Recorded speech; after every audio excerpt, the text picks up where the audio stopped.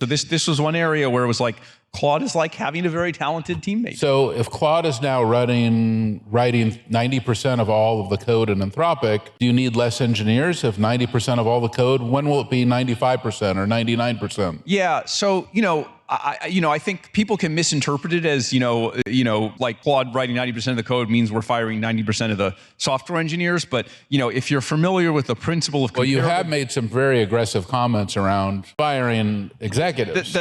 So... I just want to put 2 and 2 together to get 4. Okay.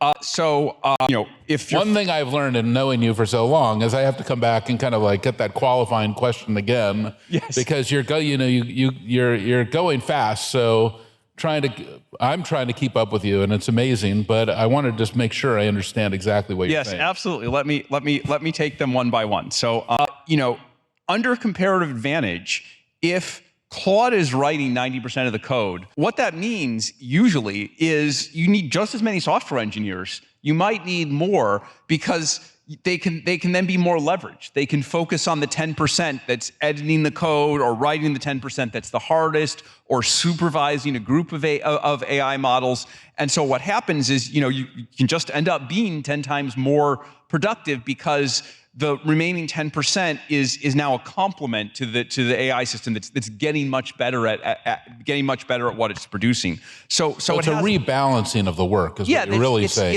It's not a replacement. It's not a replacement. It's a rebalancing. Okay. Now, as that 90% goes to 95, 99, totally automated end to end, there may be some point at which all bets are off. What's your time frame for that? It's a pretty big jump there. It's very hard to say, but we're looking at it. We're looking at it closely. We're always looking for ways to encourage complementarity. You see that in the short term or the long term?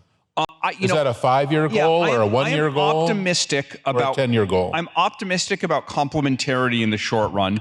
I do worry as we get out to 2 years, 5 years, that across the economy, not that there won't be anything for humans to do, but that there will be enough disruption that will have a kind of labor disruption that is, not fundamentally different from what we've seen with previous technologies, but that operates faster, that is broader across the economy because it relates to all cognitive. You think that's in the next 2 to 5 years? 2 to 5 years, I would say. Okay.